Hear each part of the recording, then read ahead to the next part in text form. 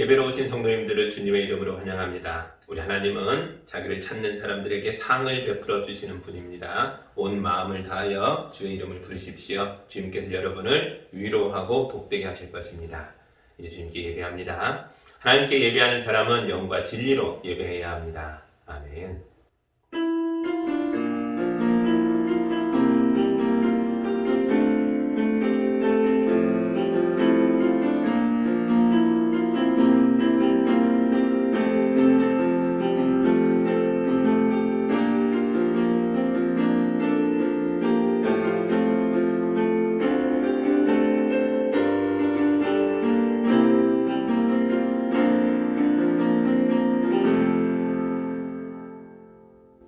사랑의 하나님 아버지, 상처투성이 대한민국을 불쌍히 여겨주셔서 감사합니다. 평화의 왕이 이 땅에 임하시니 전쟁이 그치고 고아처럼 버려졌던 민족이 구원을 받았습니다.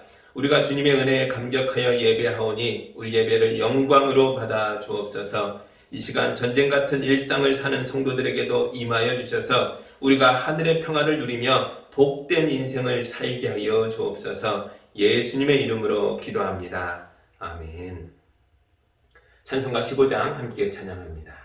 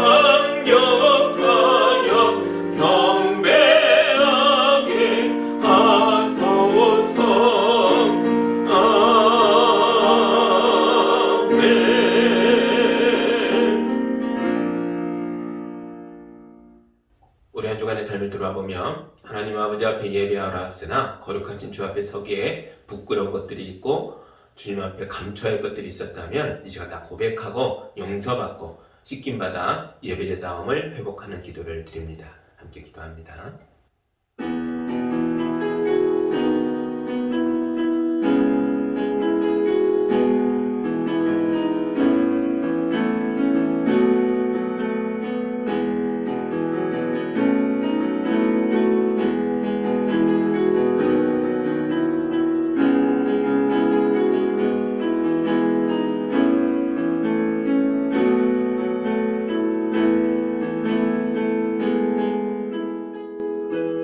주여, 우리의 게으름을 고백합니다.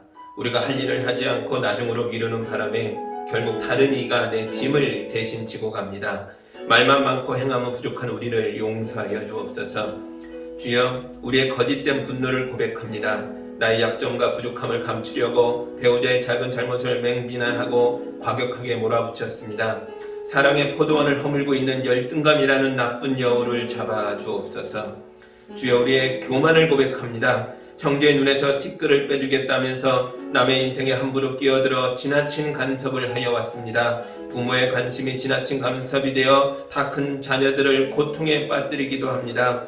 우리 눈에 박힌 기둥부터 뽑아 주옵소서.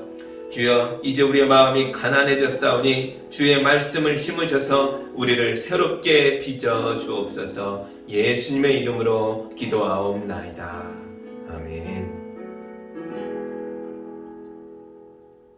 이제 우리 주님의 용서와 치유와 화해의 말씀을 들으시기 바랍니다. 모든 사람이 죄를 범하였으니 사람은 하나님의 영광에 이르지 못합니다. 그러나 우리는 그리스도 예수 안에서 얻는 구원으로 말미암아 하나님의 은혜로 값없이 의롭다 하심을 받았습니다. 아멘. 용서받은 자로서 사도신경을 함께 고백하며 예배의 자리로 나아갑니다. 나는 전능하신 아버지 하나님 천지의 창조주를 믿습니다. 나는 그의 유일하신 아들 우리 주 예수 그리스도를 믿습니다. 그는 성령으로 잉태되어 동정녀 마리아에게서 나시고 본디오 빌라도에게 고난을 받아 십자가에 못 박혀 죽으시고 장사된 지 사흘 만에 죽은 자 가운데서 다시 살아나셨으며 하늘에 오르시어 전능하신 아버지 하나님 우편에 앉아 계시다가 거기로부터 살아있는 자와 죽은 자를 심판하러 오십니다. 나는 성령을 믿으며 거룩한 공교회와 성도의 교제와 죄를 용서받는 것과 몸의 부활과 영생을 믿습니다. 아멘. 찬송가 242장 함께 찬양합니다.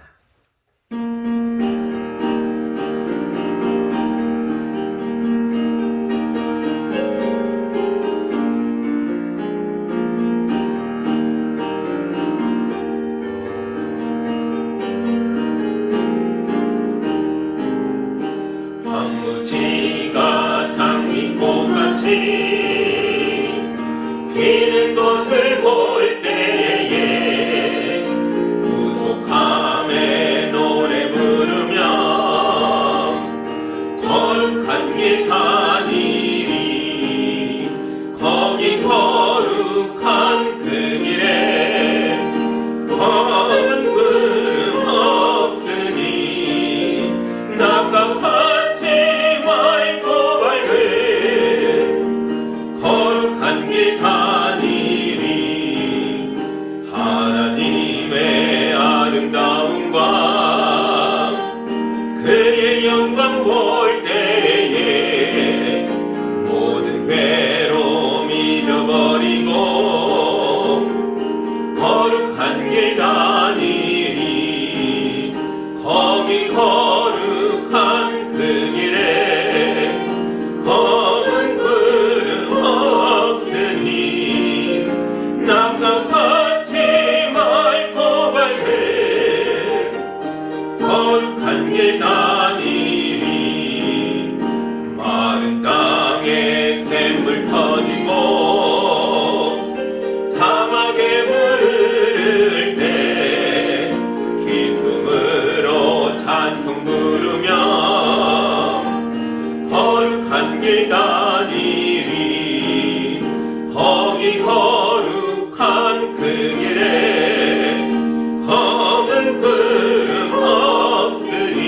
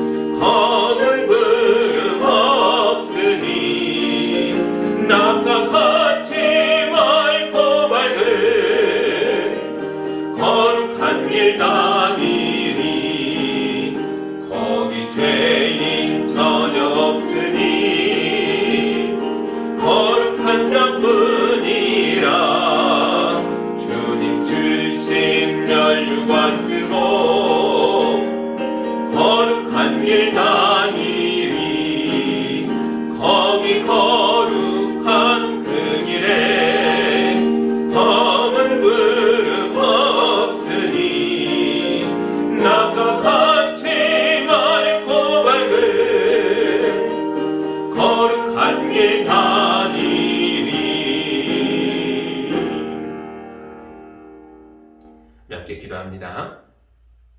사랑의 하나님 아버지, 70년 전 전쟁터로 변했던 대한민국을 지켜주셔서 감사합니다. 폐어더미 속에서 고아처럼 울부짖던 우리 민족을 품에 안아주시고 위로하여 주시고 축복하셔서 오늘처럼 강한 나라, 부한 나라로 만들어 주셔서 감사합니다. 그러나 주님께서 우리를 축복하신 것은 우리에게 큰 사명이 있기 때문인 줄 믿습니다. 우리가 평화의 왕이신 예수의 이름으로 일어나 온 세상을 향해 평화를 선포하는 나라가 되게 하여 주옵소서. 남북의 갈등을 멈추게 하고 화해의 길을 닫게 하여 주옵소서. 남한의 경제력이 북한의 배고픔을 해결하고 도와주는 일에 거룩하게 쓰이게 하여 주옵소서. 대한민국이 바이오 생산 능력을 키워왔습니다. 백신 생산의 허브가 되어 이 거룩한 백신으로 죽어가는 제3세계를 구원하는 나라가 되게 하여 주옵소서. 주님의 은혜와 축복을 우리 성도들의 모든 가정에도 넘치도록 부어 주옵소서. 아픈 성도들이 있습니까? 거룩한 치료의 광선을 비춰주셔서 병약한 몸이 힘을 내고 담대하게 활동할 수 있도록 도와주옵소서. 해결하기 어려운 문제를 만난 성도들이 있습니까? 지혜를 부어주셔서 올바른 길을 찾게 하시고 좋은 사람들을 많이 보내주셔서 합력하여 선을 이루게 하여 주옵소서. 주여, 우리도 값없이 받은 은혜의 요원이 이 은혜를 아낌없이 이웃과 나누게 하여 주옵소서. 우리가 아픈 사람의 손을 잡아주고 근심에 쌓여있는 사람을 위로하고 배고픈 사람에게 밥을 줄 때에 우리의 이름이 아니라 예수님의 이름이 전해지게 하여 주옵소서. 우리가 헌신된 자로 주님의 참된 교회로 함께 모여 예배하든지 영상으로 예배하든지 주님의 임재 가운데 하나 되게 하여 주시고 주님이 영으로 임하는 자리마다 우리 모두가 은혜의 사람들로 거듭거듭 다시 회복될 수 있도록 축복하여 주옵소서. 예수님의 이름으로 기도하옵나이다. 아멘.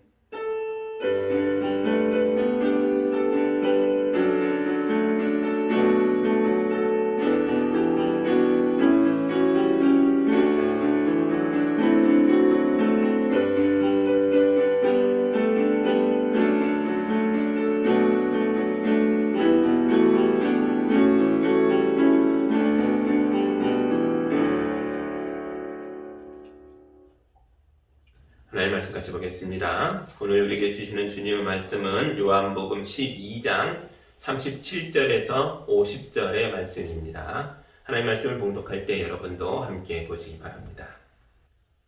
예수께서 그렇게 많은 표징을 그들 앞에 행하셨으나 그들은 예수를 믿지 아니하였다. 그리하여 예언자 이사야가 한 말이 이루어졌다. 주님, 우리가 전한 것을 누가 믿었으며 주님의 팔이 누구에게 나타났습니까? 그들이 믿을 수 없었던 까닭을 이사야가 또 이렇게 말하였다. 주님께서 그들의 눈을 멀게 하시고 그들의 마음을 무디게 하셨다. 그것은 그들이 눈이 있어도 보지 못하게 하고 마음으로 깨달아서 돌아서지 못하게 하여 나에게 고침을 받지 못하게 하려는 것이다. 이사야가 이렇게 말한 것은 그가 예수의 영광을 보았기 때문이다. 이 말은 그가 예수를 가리켜서 한 것이다. 지도자 가운데서도 예수를 믿는 사람이 많이 생겼으나 그들은 바리새파 사람들 때문에 믿는다는 사실을 드러내지는 못하였다. 그것은 그들이 회당에서 쫓겨날까봐 두려워하였기 때문이다. 그들은 하나님의 영광보다도 사람의 영광을 더 사랑하였다. 예수께서 큰 소리로 말씀하셨다. 나를 믿는 사람은 나를 믿는 것이 아니라 나를 보내신 분을 믿는 것이요 나를 보는 사람은 나를 보내신 분을 보는 것이다. 나는 빛으로서 세상에 왔다. 그것은 나를 믿는 사람은 아무도 어둠 속에 머무르지 않도록 하려는 것이다.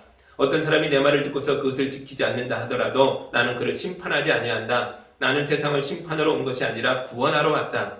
나를 배척하고 내 말을 받아들이지 않는 사람을 심판하시는 분이 따로 계시다. 내가 말한 바로 이 말이 마지막 날에 그를 심판할 것이다. 나는 내 마음대로 말한 것이 아니라 나를 보내신 아버지께서 내가 무엇을 말해야 하고 또 무엇을 이야기해야 하는가를 친히 나에게 명령해 주셨다. 나는 그의 명령이 영생인 줄 안다. 그러므로 나는 무엇이든지 아버지께서 나에게 말씀하여 주신 대로 말할 뿐이다. 아멘. 기도합니다. 사랑의 하나님 아버지, 우리 예수님이 나는 빛이다, 나는 하나님의 말씀이다 다시 선언하는 장면을 보았습니다. 이 말씀을 우리가 다시 들을 때에 우리가 변화되어 하나님을 믿고 따르는 하나님의 백성 될 수 있도록 인도하여 주옵소서. 예수님의 이름으로 기도합니다. 아멘. 제가 고등학생일 때에 친구들과 함께 우정에 대한 대화를 나눈 적이 있습니다. 한 친구가 그러더라고요. 진짜 친구는 어떤 사람일까? 이렇게 물어봅니다. 친구들이 한 명씩 자기 생각을 말했는데요. 한 친구가 그래요. 돈을 잘 꿔주는 사람. 어떻습니까? 급하다. 야, 큰일 났다. 전화 왔을 때 거절하지 않고 그래, 얼마가 필요하냐? 이렇게 말해주면 참 친구라는 거예요. 또 한 친구는 밥 사주는 사람. 야, 배고프다. 야, 그러면 야, 내가 낼게. 이렇게 거리낌 없이 볼 때마다 밥에 대해서, 식사에 대해서 선뜻 내주는 사람. 그때 우리가요, 만장일치로 맞아, 이거다라고 한 대답이 있습니다. 그건 바로 한밤중에 불러내도 나와주는 사람이었습니다. 아무 때나 언제든지 보고 싶을 때, 야, 친구야, 보고 싶다 하면은 나도 보고 싶어 이러고 나와주는 사람. 그게 진짜 친구라는 거죠. 그게 제일 좋은 친구다. 그렇게 얘기를 하고 우리가 함께 웃고 그렇게 결론을 내렸습니다. 그런데요, 33년이 흐른 지금 그때 친구들에게 제가 연락을 해서 한밤중에 다 전화해보면서 야, 보고 싶다. 지금 당장 나와라. 그러면 몇 명이나 나와줄까요? 제 생각에는 한 명도 안 나올 것 같습니다. 왜냐하면 그때와 지금은 상황이 많이 달라져 있으니까요. 33년 전에는 다들 혼자였지만 지금은 결혼했고 자녀들도 있는 거죠. 뜬금없이 보고 싶다는 말 한마디에 걱정하는 아내와 자녀들을 집에 둔 채 뛰쳐나가기가 쉽지 않은 거죠. 우선순위가 달라집니다. 결혼이란 그런 거죠. 그리고 사실은 달라져야만 합니다. 혼자 살 때는 친구가 인생에서 가장 중요하다 생각될 수 있지만 결혼했으면 이제부터는 친구보다는 내 가족을 더 중요하게 여겨야 하는 거죠. 이게 당연한 거죠. 오늘 말씀에서도 예수님에게서 어떤 변화가 보여집니다. 요한복음은 예수님의 활동을 크게 두 개의 영역으로 나눠서 설명하고 있었거든요. 첫째는 1장에서 12장까지의 예수님의 활동입니다. 이때는 예수님이 갈릴리에서부터 예루살렘 사이를 여러 번 왕복하면서 많은 사람들을 상대하셨습니다. 병자를 고치고 기적을 행하고 말씀을 선포하고 바리새파 사람들과는 거친 논쟁도 주고받으면서 여기저기 여행도 많이 다니셨습니다. 이걸 예수님의 공적 사역이라고 부르죠. 그리고 둘째 영역은 13장부터 21장까지입니다. 절반에 가까운 분량을 차지하고 있지만 이 후반부에서는 예수님의 활동이 아주 줄어듭니다. 그리고 만나는 사람도 아주 줄어들어요. 어떤 내용이냐? 시간적으로 보면요, 십자가를 앞둔 불과 2, 3일의 이야기로 시작합니다. 예수님은 그 불과 2, 3일의 시간 동안 그리고 체포되고 재판되고 재판받고 십자가에 달려 죽는 그 하루 동안 그리고 사흘 만에 부활하셔서 여러 날 정도 제자들과 함께하는 그 시간 동안 공적 사역을 하신 게 아니고요, 제자들과의 만남에 집중하셨습니다. 그러니까 1장에서 12장은 무려 3년의 기록이고 수많은 사람을 만나며 여러 지역을 다닌 이야기라면 13장에서 21장은 약 한 달도 안 되는 짧은 기간 안에 제자들에게 집중하고 있는 이야기라고요. 예수님의 전반기 사역은 공공성이 있었다면 13장 이하에 나오는 후반부의 사역은 그 모든 시간을 제자들에게 사용합니다. 뭐처럼요? 마치 결혼한 사람처럼요. 예수님은 자기 인생의 마지막 날들을 제자들을 향해 몽땅 쏟아부으신 겁니다. 여러분, 이 제자들이 곧 교회입니다. 성경에는 예수님과 교회의 관계를 결혼 관계로 설명하는 것이 여러 군데 나오죠. 이것에 관해서 나중에 또 말씀드릴 기회가 있으니까요. 지금 여기서는 요한복음이 크게 두 개의 부분으로 나뉘어져 있었다라는 걸 이해하고 아는 것이 더 중요합니다. 이제 오늘 본문으로 들어갑니다. 12장 37절입니다. 예수께서 그렇게 많은 표징을 그들 앞에 행하셨으나 그들은 예수를 믿지 아니하였다. 아멘. 바로 앞에 36절까지만 해도 예수님은 자기를 둘러싸고 있는 많은 사람들을 향해서 말씀하고 계셨죠. 그러나 오늘 본문이 시작되는 37절은 바로 앞에 36절과 직접적인 연결관계가 없습니다. 36절로 하나의 이야기가 정리되고 있고요. 37절부터 50절까지는 사실은 1장에서 12장까지의 예수님의 공적 사역을 요약하고 결론을 내리는 장면이거든요. 그래서 37절은 이 한 절은 36절에 이어붙은 절이 아니라 1장에서 12장의 전체 내용을 이 한 절로 요약하는 도입부라는 거죠. 자, 뭐라고 얘기했나? 다시 한번 보시죠. 예수께서 그렇게 많은 표징을 그들 앞에서 행하셨으나 그들은 예수를 믿지 아니하였다. 이것이 예수님의 지난 3년간 활동의 요약입니다. 놀랍죠? 지난 3년 동안 많은 곳을 다니고 많은 사람을 만나시고 다양한 표징과 기적을 행하셨습니다. 그럼에도 불구하고 그 많은 표징을 행하셨으나 이 엄청난 활동 뒤에 따라오는 결론은요, 그들이 믿지 않았다는 거죠. 이건 정말 허무한 결론입니다. 예수가 어떤 분이신데요? 그분의 활동이 얼마나 대단했는데요? 그럼에도 불구하고 사람들은 온갖 기적과 표징을 보면서도 예수를 믿지 않았습니다. 정말 놀랍죠? 여러분, 우리만 놀란 게 아닙니다. 요한복음을 읽고 있었던 예수님 시대 이후에 교회가 세워지고 그 교회 공동체에 사도 요한이 요한복음을 기록해서 넘겨주잖아요. 이 말씀을 읽고 있던 교회도 놀랬겠죠. 얼마나 놀랬을까요? 와, 왜 이렇게까지 안 믿지? 왜 이랬지, 이 사람들이? 무한도전이라는 프로그램이 있었죠. 이 프로그램의 원래 제목은 무모한 도전이었습니다. 연예인이라고 하기에는 너무 평범하거나 아니면 오히려 평균 이하처럼 보이는 사람들을 모아놓고 굉장히 힘든 도전을 시켰던 프로그램이죠. 사람들이 나와서 불가능에 도전하는 과정을 자세히 찍어가지고 방영을 했습니다. 처음에는 소박하게 시작한 예능이었어요. 재미를 주려고 하는 그런 예능이었는데요. 시간이 지나면서 점점 많은 사람들이 반응을 하고 호응을 하면서 엄청나게 대박이 나죠. 무려 12년 동안이나 장수했던 프로그램이 되는데요. 사람들이 이렇게 오랫동안 이 프로그램을 즐거워하고 기뻐하고 재밌어하는 이유가 있었습니다. 단순히 재미 때문이 아니죠. 재미 플러스 감동이 있었기 때문입니다. 무슨 감동이죠? 소박해 보이는 사람들이 평균이거나 평균 이하처럼 보이는 연예인이지만 그래도 덜 부족해 보이는 사람들이 최선을 다해서 무모해 보이는, 불가능해 보이는 도전에 나서서 온 힘을 다해 부딪혀갑니다. 그리고 많은 경우 성공하기까지 하는 거예요.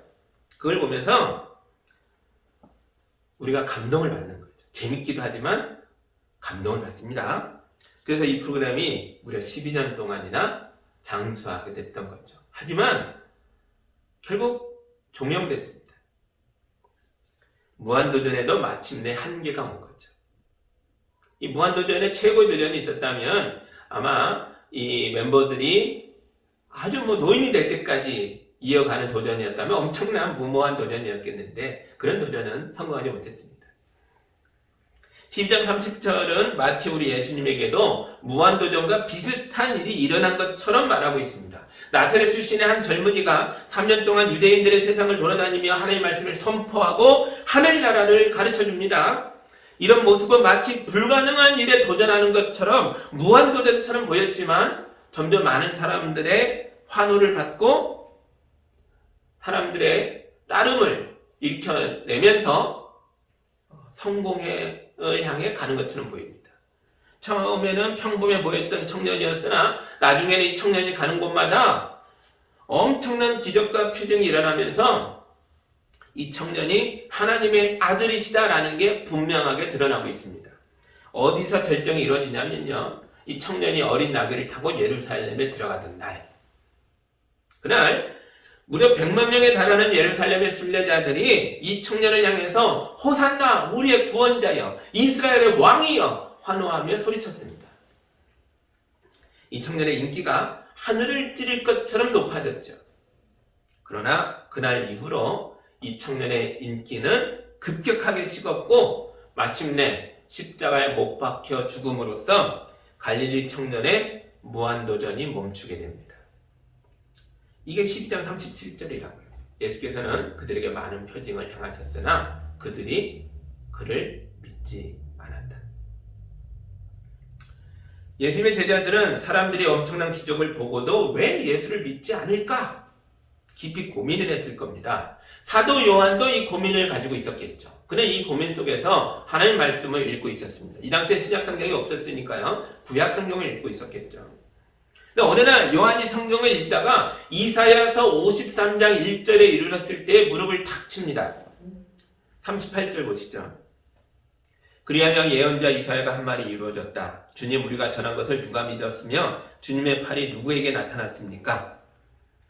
여기서 예언자는 하나님의 사람이 이 땅에 나타나서 주님의 팔을, 하나님의 엄청난 기적을 보여줬는데 사람들이 그분이 전하는 걸 믿지 않을 것이다 라고 말하고 있습니다. 사도 요한은 여기서 무릎을 치며 말합니다. 그렇다. 우리 주님이 예수께서 무한도전을 이어가셨으나 이건 처음부터 실패하기로 결정되어 있었구나. 이 모든 일에 하나님의 섭리가 들어있었구나. 이렇게 깨달은 거죠. 여러분은 요한의 깨달음이 무엇을 말하는 것인지 이해가 되십니까? 눈치채셨습니까? 요한은 지금 예수님이 유대인들을 믿음의 사람으로 만드는 일에 실패하셨는데 이런 실패 속에 사람들이 예수를 믿지 않게 됐던 불신앙 속에 하나님의 섭리가 있었다라고 말하는 겁니다. 혹시 여러분 중엔 내 주변에 아는 사람들에게 예수님을 전하려고 사랑도 베풀고 많은 노력을 했는데도 불구하고 끝까지 그가 거절하는 것 때문에 실패해 본 적 있으십니까? 만약 그렇다면 그분은 어떤 분이셨습니까? 평소의 성품이 어떤 사람이었습니까? 그분의 평소의 삶은 어떠셨습니까? 순하고 착하고 평범한 분이십니까? 아니면 독하고 무섭고 강한 분이십니까? 제가 이런 이야기를 말하는 이유가 있습니다. 39절과 40절 보시죠. 그들이 믿을 수 없었던 까닭을 이사야가 또 이렇게 말하였다. 주님께서 그들의 눈을 멀게 하시고 그들의 마음을 무디게 하셨다. 그것은 그들이 눈이 있어도 보지 못하게 하고 마음으로 깨달아서 돌아서지 못하게 하여 나에게 고침을 받지 못하게 하려는 것이다. 아멘. 이 구절도 이사야서 6장 10절과 11절에서 가져온 건데요. 여기는 앞에서보다 더 엄청난 내용이 들어있죠. 앞에서는 사람들이 기적을 보고도 믿지 않을 것이다 라고 말했다면 여기서는 그 사람들이 예수를 믿지 못했던, 믿을 수 없었던 까닭을 이렇게 말합니다. 하나님이 막으셨다. 하나님이 그들의 눈을 멀게 하고 마음을 둔하게 만들었다. 그들이 깨닫지 못하도록, 그래서 구원에 이르지 못하도록, 예수를 믿지 못하도록 하나님이 방해하셨다. 저는 이 부분에서 큰 충격을 받았습니다. 예수님이 이 땅에 오신 이유는 우리를 구원하기 위해서잖아요. 우리 이 죄인들을 구원하여 살려주려고, 하나님 백성 되게 하려고 오셨습니다. 그런데 하나님은 지금 어떤 이들에 대해서는 그들이 예수님을 믿지 못하도록, 구원받지 못하도록 방해하신다는 거예요. 그들의 눈을 가리고 마음을 어둡게 만들어서 구원에 이르지 못하도록 믿음을 갖지 못하게 하고 계신다는 거죠. 이걸 어떻게 해석해야 할까요? 정말 칼빈이 말한 것처럼 처음부터 구원받을 사람과 구원받지 못할 사람이 결정되어 있는 걸까요? 우리는 태어날 때부터 누구는 구원의 사람, 누구는 저주의 사람으로 결정된 채 태어나고 있는 걸까요? 그래서 어떤 사람은 무슨 짓을 하든 구원받고, 어떤 사람은 아무리 착하게 살아도 끝까지 버려져야 하는 걸까요? 어떻게 생각하십니까?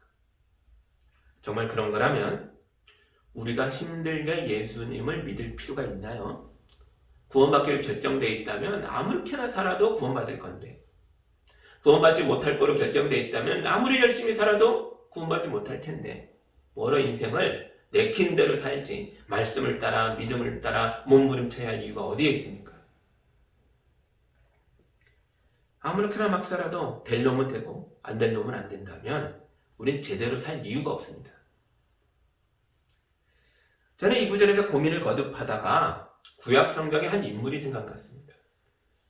구약 성경에는 하나님께서 그 사람의 마음을 독하게 만들어서 끝까지 하나님의 뜻에 저항하고 불순종하고 불신앙 가운데 있다가 망하는 사람들의 이야기가 나옵니다.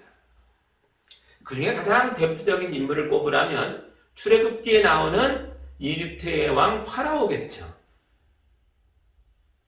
하나님의 사람 모세가 파라오 앞에 서서 하나님의 말씀을 전합니다. 왕이시여, 하나님이 말씀하시기를 이스라엘 백성을 노예에서 해방하여 보내라고 합니다. 그러면 우리가 광야를 건너가서 하나님께 예배하고자 합니다. 그러나 이집트의 왕 파라오는 모세의 말을 거절합니다. 그러자 하나님께서는 모세를 통해서 이집트를 10가지 재앙으로 심판하십니다.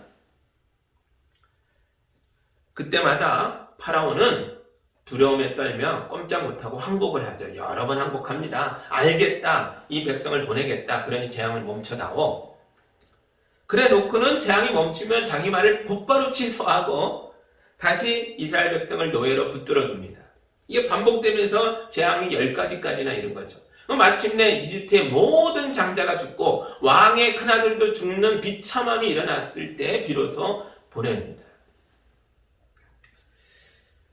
도대체 이 지경에 이르기까지 파라오는 왜 자꾸 변덕을 부려가지고 스스로 하나님의 큰 화를, 심판을 불러들이고 있는 걸까요? 성경에 이런 말이 나옵니다. 하나님께서 왕의 마음을 완고하게 하셨으므로.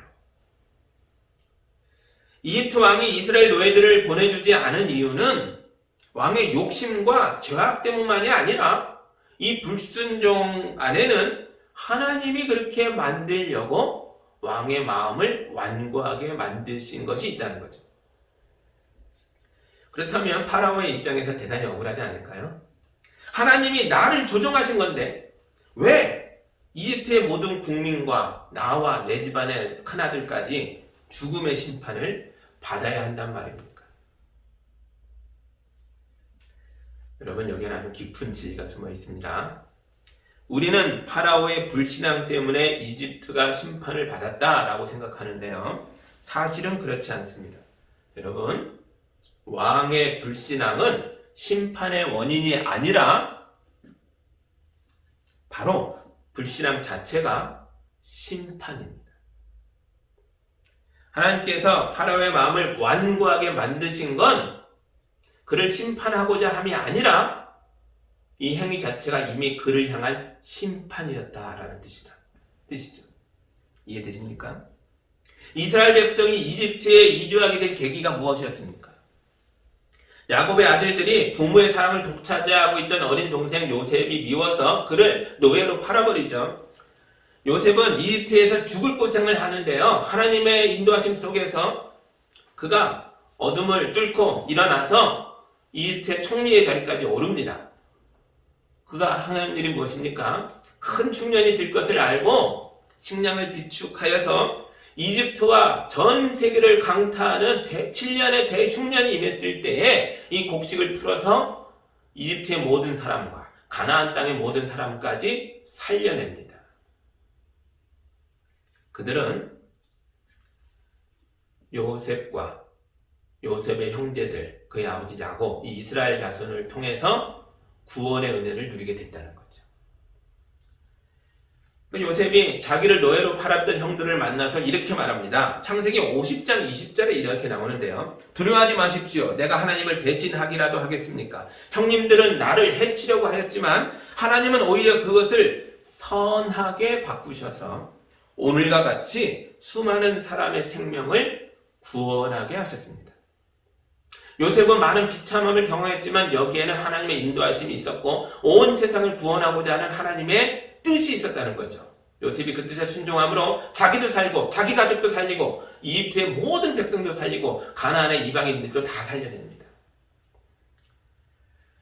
그러니까 요셉과 함께하고 있는 이스라엘 백성은 이집트의 구원자라고요.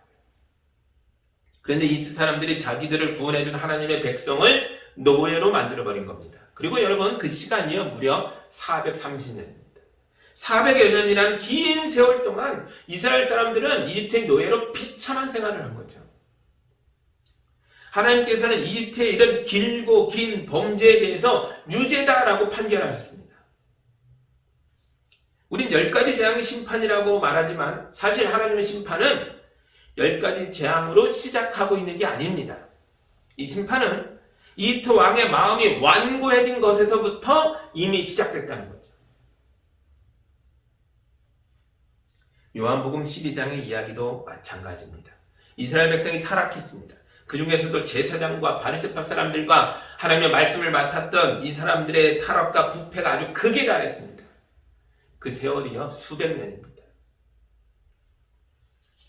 예수님은 3년의 공생애 동안 갈릴리와 예루살렘을 오고 가면서 열심히 하나님의 나라와 생명의 말씀을 전하셨습니다. 그러나 유대인들의 마음이 특히 성전의 지도자들과 율법학자들과 바리새파 지도자들의 마음이 완고해져서 예수님의 행적에 대해 눈을 감고 예수의 선포에 대해서 마음을 닫아버렸습니다.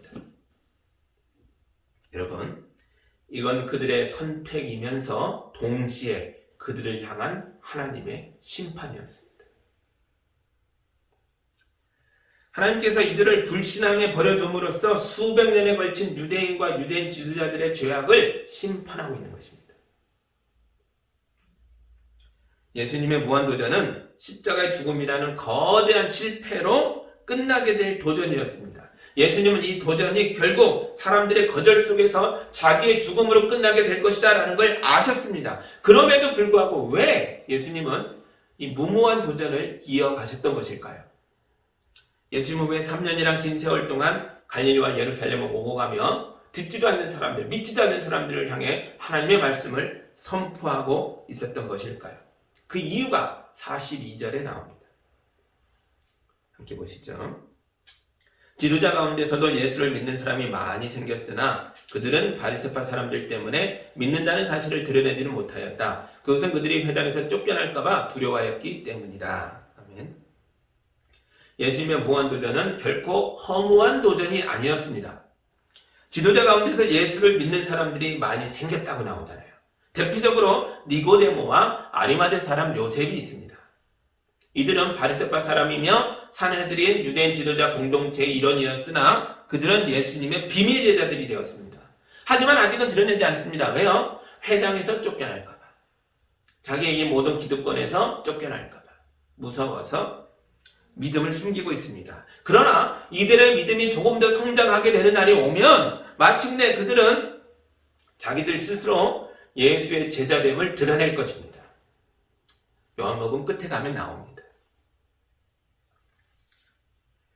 또 예수님의 무한도전을 통해서 12명의 제자들이 생겼죠. 그리고 나사로 삼남매와 베다니 마을의 사람들도 생겼습니다. 유대인들이 완고해졌다 할지라도 그들 속에서 계속해서 예수를 믿는 사람들이 등장하고 있습니다.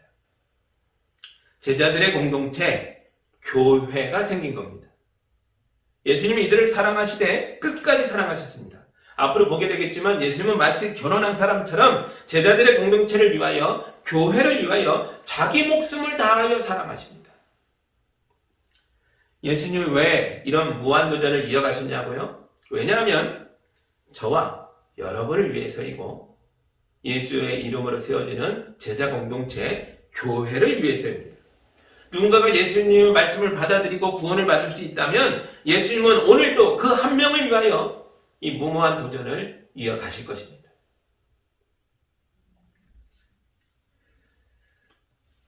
그리고 이 무모한 도전은 교회에 이어졌습니다. 우리가 이어가야 하는 거죠. 세상이 우리의 말을 듣지 않으려고 합니다. 교회를 비난합니다. 이 코로나 사태 속에서도 많은 교회들의 잘못도 있었지만 잘못 이상으로 많은 비난을 받고 있습니다. 그래서 복음의 선포를 멈춰야 할까요? 세상 사람들에게 이 구원의 길을 이제 입을 닫고 우리끼리만 믿고 멈출까요? 그럴 수 없습니다. 세상에게 무슨 손가락질을 당하든 어떤 어려움과 비난을 받든 우리는 그 속에 들어가서 예수님이 이어가셨던 무한도전을 우리가 이어받아 행해야 하는 것입니다. 그들이 믿지 않는데요, 완고한데요, 불신앙에 죄악에 가득 찬 죄인들인데요. 그렇더라도 이 무모한 도전 속에서 그들 중에 한 명이라도 돌아와 예수님을 믿고 구원받을 자가 있다면 우리는 이 도전을 멈출 수 없습니다. 여러분 스스로 누구는 구원받지 못할 사람이다 라고 정해놓지 마십시오. 우리가 정하는 것이 아닙니다. 하나님께 맡기고 우리는 우리의 무한도전을 이어가는 거죠. 그리고 예수님이 무한도전을 이어간 이유가 또 있습니다. 49절 보시죠. 나는 내 마음대로 말한 것이 아니다. 나를 보내신 아버지께서 내가 무엇을 말해야 하고 또 무엇을 이야기해야 하는가를 친히 나에게 명령해 주셨기 때문이다. 아멘. 예수님은 무한도전을 이어가면서 사람들의 불신앙에 부딪히고 협박을 당하고 마침내 십자가의 죽음에 이르기까지 버림받게 될 것을 아셨습니다. 그럼에도 불구하고 이 도전을 멈추지 않고 끝까지 이어가신 이유는 하나님의 명령이기 때문입니다. 굉장한 모순이죠. 하나님은 사람들의 마음을 완고하게 하여 심판하시면서 동시에 그들을 구원하고자 예수님에게 이 무한도전을 멈추지 말고 십자가의 죽음까지 밀고 가라고 말합니다. 하나님 무엇을 명령하셨습니까? 예수가 받은 명령이 무엇입니까? 심판입니까? 저주입니까? 아닙니다. 하나님은 예수님에게 세상을 구원하라고 명령하셨습니다. 46절과 47절 보시죠. 나는 빛으로서 세상에 왔다. 그것은 나를 믿는 사람은 아무도 어둠 속에 머무르지 않도록 하려는 것이다. 어떤 사람이 내 말을 듣고서 그것을 지키지 않는다 하더라도 나는 그를 심판하지 아니한다. 나는 세상을 심판하러 온 것이 아니라 구원하러 왔다. 아멘. 여러분, 하나님의 아들이신 예수께서 어둠이 가득한 인간의 역사를 꿰뚫고 우리 가운데 빛으로 임하신 것은 우리를 구원하기 위해서입니다. 많은 사람이 예수를 배척하고 불순종과 불신앙 가운데서 심판에 이르고 있지만 그렇다고 해서 예수님이 우리를 구원하기 위하여 오셨다는 게 약해지거나 흐려지지 않습니다. 오히려 십자가에 높이 달리신 예수님은 세상을 구원하는 빛으로서 더욱더 빛나게 되는 것입니다. 여러분, 성경은 예수님을 향해서 세상의 구원자라고 말합니다. 그리고 동시에 세상의 심판자라고 말합니다. 이게 굉장한 모순처럼 보이지만 사실은 구원의 진리에 대하여 아주 단순하게 표현하고 있는 말일 뿐입니다. 우리 하나님의 아들 예수 그리스도의 십자가는 마치 동전의 양면처럼 구원과 심판의 양면을 동시에 보여주고 있다는 거죠. 심판은 무엇인지 보시죠. 48절입니다. 나를 배척하고 내 말을 받아들이지 않는 사람을 심판하시는 분이 따로 계시다. 내가 말한 바로 이 말이 마지막 날에 그를 심판할 것이다. 아멘. 예수가 구원을 선포하였으나 예수의 구원의 선포를 끝까지 거절하는 존재는 그 말에 의해 심판받을 것이라는 것입니다. 이것이 심판의 또 십자가의 양면입니다. 거룩한 의인의 죽음 앞에서 예수의 죽음이 내 죄로 인함을 깨닫고 고백하는 사람은 구원을 받을 것이고 끝까지 자기 죄악을 감추고 불신앙으로 버티는 사람은 심판을 받을 것입니다. 그래서 제가 앞에서 정말 끝까지 예수님 거절하는 사람에 대해서 그가 평소에 어떤 사람이었습니까? 라고 생각해 보라는 거죠. 만약 심성이 지독하고 생활이 약해서 그가 끝까지 거절하고 있다면 그는 지금 불신앙의 심판을 받고 있는 겁니다. 그러나 여러분이 이 사람은 가망이 없어 속단하지 마십시오. 불신앙의 심판 끝에 하나님의 은혜가 나타날 수 있습니다. 이 지도자들 속에서도 많은 사람이 믿게 됐다라고 나오지 않습니까?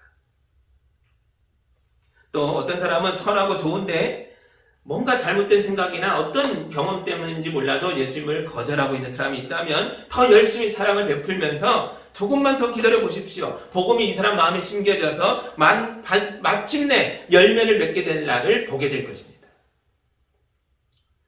저도 목회 생활 중에 그런 경험을 가끔 합니다. 90이 넘도록 신앙을 받아들이지 않았던 분이 임종을 앞두고 눈물을 흘리며 예수님을 믿고 받아들인 장면도 본 적이 있습니다. 제가 직접 안수하고 기도한 적도 있습니다. 우린 모르는 겁니다. 그럼 그런 기적이 언제 올까요? 이 니고데모나 아리마대 사람의 요셉 같은 이런 사람들은 지도자 속의 일부 이 사람들은 언제 예수님을 진정한 믿음으로 고백하며 드러나게 될까요? 예수님의 십자가와 부활 사건 이후입니다. 앞으로 보게 될 것입니다. 그러나 남의 이야기 하지 마십시오. 이제 이 말씀을 여러분 자신의 말씀으로 받으셔야 합니다. 예수를 믿고 구원을 받아야 할 사람은 1차적으로는 우리 자신입니다. 여러분 마음속에 아직도 불신앙이 있고 불순종이 있고 이 말씀에 꺼리낌이 있다면 나의 완고함이 내 구원을 방해하고 있지는 않은가? 내가 회개하지 않은 나의 죄악들이 나의 완고함으로 내 인생을 심판하고 있는 것은 아닐까? 돌아보셔야 합니다. 깨달으셔야 합니다. 여러분에게 예수님은 어떤 존재입니까? 예수님은 십자가를 보면 여러분은 무엇을 깨닫게 됩니까? 예수님의 십자가와 부활 사건이 여러분에게 어떤 의미로 다가오고 있습니까? 파라오의 불신앙을 버리십시오. 제자들처럼 나사로의 삼남매처럼 예수님의 제자가 되고 예수님의 교회가 되시기 바랍니다. 그러면 우리 예수님은 여러분을 위하여 자기 목숨을 내어놓으실 것이고 여러분을 사랑하시되 끝까지 사랑하실 것입니다. 이 끝까지는 언제입니까? 우리가 죽을 때까지, 지구가 멸망할 때까지 끝까지 사랑하셔서 우리를 구원하시고 하나님의 나라에 들이시는 것입니다. 이 말씀을 통해 위로를 받으시고 주님의 믿음 속에서 끝까지 사랑받는 이 사랑 속에서 담대하게 이 어두운 세상을 살아내시길 바랍니다. 함께 기도합니다. 사랑의 하나님 아버지 감사합니다. 어둠 속에 빛이 임하여 우리가 구원을 얻었습니다. 주님, 이 빛을 볼 때에 우리 마음을 닫아보는 것이 아니라 주님을 향해 활짝 열게 하시고 우리가 완고함으로 불순종의 자리에 머무는 것이 아니라 십자가 앞에 무릎 꿇고 은혜의 자리로 나아갈 수 있도록 인도하여 주옵소서. 우리는 예수님을 믿고 고백하는 예수영기 교회 성도들입니다. 우리를 사랑하시되 끝까지 사랑하여 주셔서 우리 성도들 단 한 명도 낙오되는 자 없이 하나님의 은혜를 누리며 하나님 나라의 백성으로 담대하게 거룩하게 살아나갈 수 있도록 축복하여 주시옵소서. 예수님의 이름으로 기도합니다. 아멘.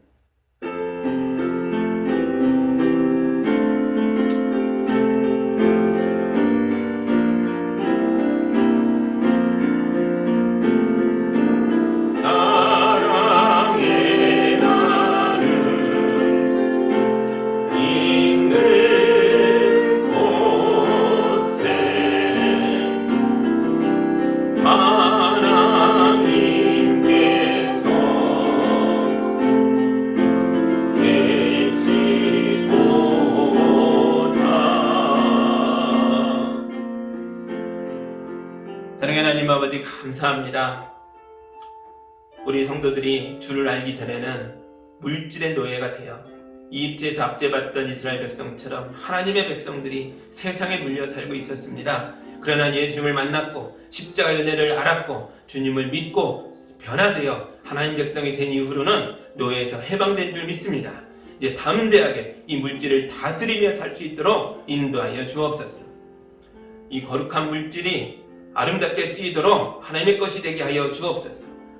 주님께 예물로 드린 물질을 통해 주님의 몸된 교회가 예수님의 교회가 든든히 세워지게 하시고 이 땅에 어려운 자들이 은혜를 누리며 더불어 살아가는 세상이 열리게 하여 주옵소서. 우리 성도들의 삶 속에서 복에 복으로 더하여 주셔서 끝까지 사랑하여 주셔서 이 땅에서 눌리지 않고 담대하게 살아갈 수 있도록 인도하여 주옵소서. 그래서 하나님의 사람들의 삶으로 주변의 모든 자들에게 하나님의 나라를 선포하게 하여 주시옵소서. 예수님의 이름으로 기도하옵나이다. 아멘.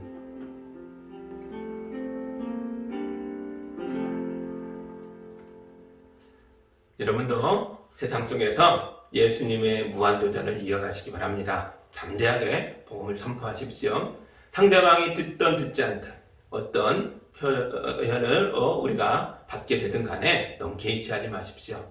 우리가 온전하게 믿음으로 사랑으로 나아갈 때 나머지 주님이 책임지십니다. 주님이 귀한 열매들로 여러분 자신과 가정과 이웃 속에서 거둘 수 있도록 축복하실 줄 믿습니다. 아멘. 이제 결단의 찬양 힘있게 부르고 담대하게 세상 속으로 나아가겠습니다.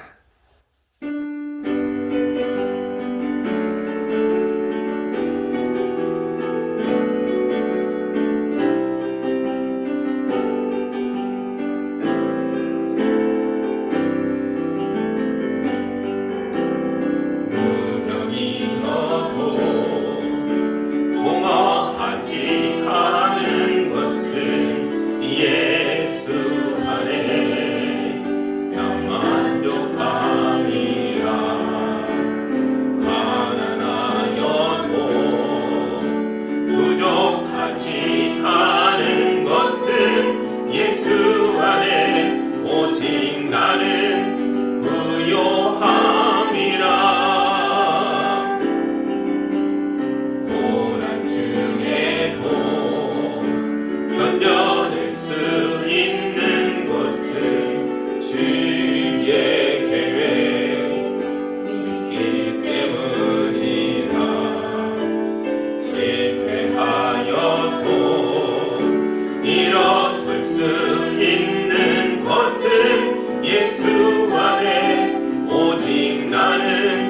승리함이라.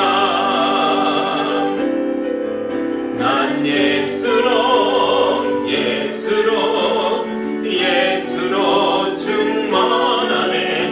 난 예수로 예수로 예수로 충만하네. 난 예수로 예수로 예수로 충만하네.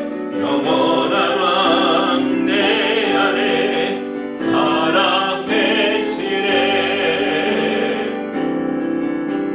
내 몸이 약해도 낙심하지 않는 것은 예수 안에 난 완전함이라.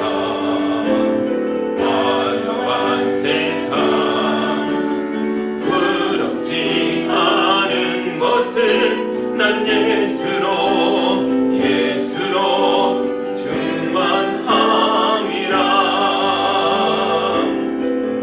난 예수로 예수로 예수로 충만하네. 세상 모든 것들도 부럽지 않네. 난 예수로 예수로 예수로 충만하네. 영원한 왕 내 안에 살아 계시네. 난 예수로 예수로 예수로 충만하네. 세상 모든 분파도 두렵지 않네. 난 예수로 예수로 예수로 충만하네. 영원한 왕 내 안에 살아 계시네. 영원한 왕 내 안에 살아 계시네.